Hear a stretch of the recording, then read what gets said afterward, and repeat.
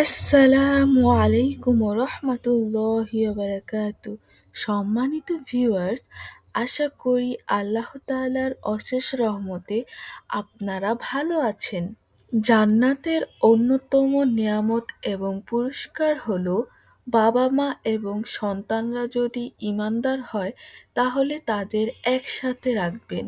ছেলে সন্তানদের আমল যদি কমও হয়, তারা যদি মর্যাদার স্তর থেকে পিছিয়ে থাকে, তাহলেও আল্লাহ তাআলা তাদের মর্যাদা বাড়িয়ে দিয়ে তাদের বাবা মার সাথেই তাদেরকে রাখবেন।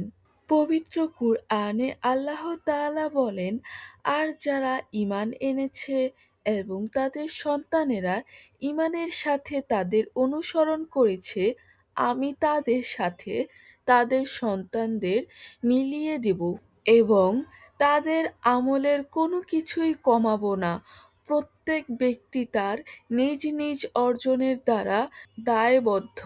এই আয়াতে জান্নাতের একটি সুন্দর দৃষ্টান্ত বর্ণনা করা হয়েছে, যেখানে ঈমানদারদের সন্তানেরাও যদি ঈমানদার হয়, তাহলে আল্লাহ তাদেরকে একত্রে জান্নাতে মিলিত করবেন।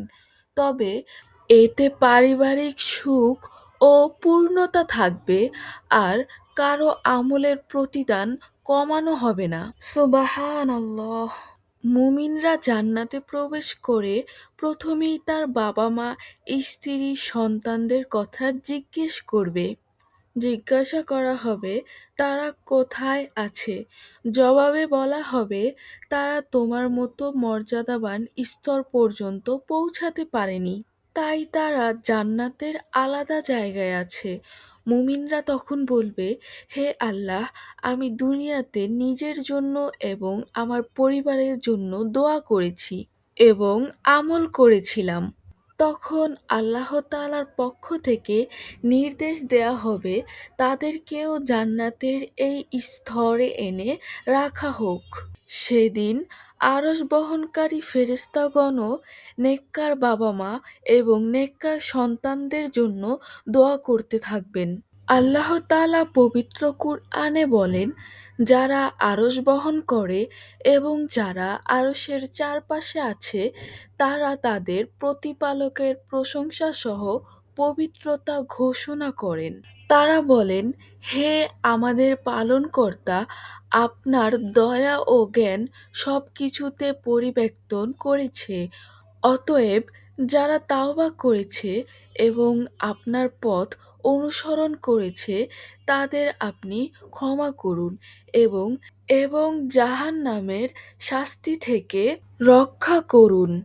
ফেরেশতারা আরো বলেন, হে আমাদের প্রতিপালক, তাদেরকে প্রবেশ করান স্থায়ী জান্নাতে, যার প্রতিশ্রুতি আপনি তাদের দিয়েছেন, এবং তাদের পিতামাতা, স্ত্রী ও সন্তানদের জন্য যারা সৎ তাদেরকেও। নিশ্চয়ই আপনি পরাক্রমশালী, প্রজ্ঞাময়। এই আয়াতে ফেরেশতাদের একটি সুন্দর দোয়া তুলে ধরা হয়েছে।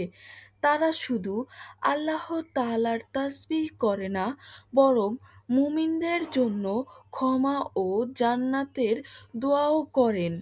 এতে বোঝা যায় ঈমানদারগণদের জন্য আসমান থেকেও রহমত কামনা করা হয়। কিছুদিন ধরে ফেসবুক বা ইউটিউবে আলোচনা চলছিল মৃত্যুর পর ভাই বোনের সাথে দেখা হবে কিনা।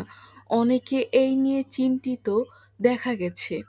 আজকের এই ভিডিওর মাধ্যমে পরিষ্কার হয়ে গেল, মৃত্যুর পরেও শুধু ভাই বোন নয়, বাবা মা, আত্মীয় স্বজন, পরিবার সবার সাথেই নেককার বান্দাদের দেখা হবে এবং তারা একসাথেই থাকবেন। নেককার বান্দাদের জন্য শুধু জান্নাতেই নয়, দুনিয়া ও আখেরাতে সর্বস্তরে আসমানের ফেরেশতাগণ দোয়া করতে থাকেন। এই জন্য প্রতিটা মুসলমানের নেক এবং সৎ বান্দাবান্দি হওয়া উচিত।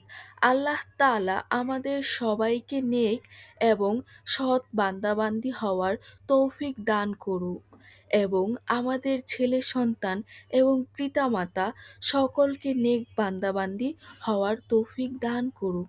আমিন। সম্মানিত ভিউয়ার্স, আপনাদের কাছে অনুরোধ রইল র্যান্ডম প্লেস চ্যানেলটিকে সাবস্ক্রাইব করে ভিডিওতে একটি লাইক দিয়ে যাবেন। সুস্থ থাকুন, ভালো থাকুন। আল্লাহ হাফেজ।